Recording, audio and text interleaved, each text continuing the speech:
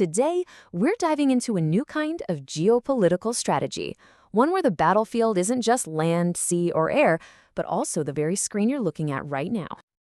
So, how on earth did Sun Wukong, the legendary Monkey King and the star of the hugely anticipated video game Black Myth Wukong, go from being this epic cultural hero into something else entirely?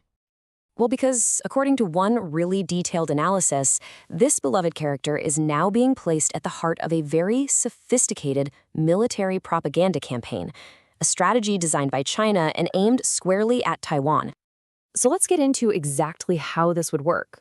It all starts with a hypothetical military exercise, where China's People's Liberation Army, the PLA, fuses pop culture with some pretty intense psychological warfare. This analysis is built around a theorized 2025 drill, and they've even given it a name, Strait Thunder 2025A. But this isn't just about showing off ships and jets. In this scenario, the PLA basically adopts Sun Wukong as its symbolic mascot, turning a hero from a video game into a powerful tool for intimidation. And the core message? It's really powerful and surprisingly simple. The PLA is the Monkey King. By wrapping themselves in the image of this hero, their military actions get reframed. It's no longer an invasion, it's a righteous quest to cleanse the region of evil, just like Wukong did in the stories. And check this out. The text is in traditional Chinese. That's not an accident. It's a clear signal that this message is custom-made for an audience in Taiwan. But it gets even more specific. This propaganda actually translates Wukong's ancient magical powers into very real, very modern military threats. Here's the breakdown. The Monkey King's somersault cloud, which let him travel crazy distances in a flash, becomes a symbol for the PLA's rapid deployment forces. His ability to create copies of himself? Well, that's a perfect metaphor for coordinated attack from the sea, air, and land all at once. And his immobilization spell? That's framed as the PLA's ability to use electronic warfare to paralyze an enemy's entire command system. And to give this whole campaign some serious ideological weight, the propaganda pulls a famous line from a poem by Mao Zedong. In this context, the Golden Monkey is the Communist Party, and its massive cudgel is its military, swinging to clear the dust, which is a pretty unmistakable metaphor for bringing Taiwan under its control. Okay, so a slick propaganda video is one thing, right? But what's the bigger thinking behind all this pressure? To really get the view from Beijing, we're going to look at the analysis of Zhao Bu, who's a former senior colonel in the PLA. Now, according to Zhao Bu, the absolute key to keeping the peace of the Taiwan Strait is making sure that Beijing always believes that peaceful unification is still on the table. He argues that as China gets more and more powerful, it creates this fork in the road. One path is patience.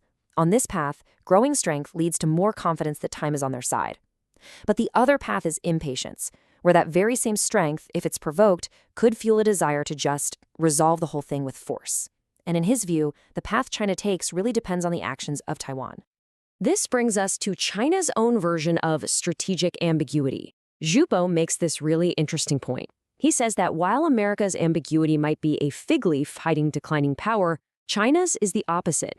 It actually gets stronger and more intimidating as its national power grows. The unspoken threat gets more real every single year. So that's the playbook for Taiwan. But what about the rest of the world? How does China see its role on the global stage? Well, according to Zhou Bu, it is not about becoming a carbon copy of America. He argues that China wants nothing to do with being the world's police. Instead, it's pushing what he calls a Good Samaritan model. What does that mean? It means the PLA's operations abroad are framed as things like humanitarian aid, anti-piracy missions, and disaster relief. And influence isn't projected through a network of military bases, but through huge economic projects like the Belt and Road Initiative. And listen, this isn't some new idea they just came up with. It's rooted in a policy that's decades old, laid out by former leader Deng Xiaoping, who said way back that China would never try to be a hegemon. But to follow that path and to protect its biggest interests, it believes it needs a different kind of power, a kind of ultimate insurance policy. And that brings us to a much colder, much harder piece of this strategic puzzle, one drawn directly from the most significant war of our time, the conflict in Ukraine. He is convinced that the war in Ukraine has taught Beijing one single, absolutely unmistakable lesson. And to get that lesson, you just have to look at the numbers. Right now, China has somewhere around 600 nuclear warheads. Now compare that to the United States, which has over 5,000. That massive gap That imbalance shapes every single strategic thought in Beijing. So because of that imbalance, Zhao Bo's conclusion is, well, it's shockingly blunt. He says, we must increase the number of our nuclear weapons. And why? He argues that Russia's gigantic nuclear arsenal is the only thing that has stopped NATO from directly intervening in Ukraine. And he believes China needs that same kind of deterrent. Now, he's very clear, this is not about using nuclear weapons on Taiwan. He calls them our own compatriots. And China has a no-first-use policy. The goal here is pure deterrence.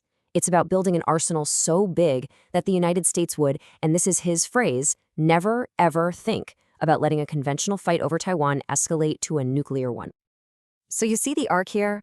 We go from a mythical monkey in a video game all the way to the cold, hard logic of nuclear Armageddon. It's this hybrid strategy that completely blurs the line between entertainment and coercion, between pop culture and raw power. And it leaves us with one final, very tricky question. When the stories we love become weapons, where is the new front line even drawn?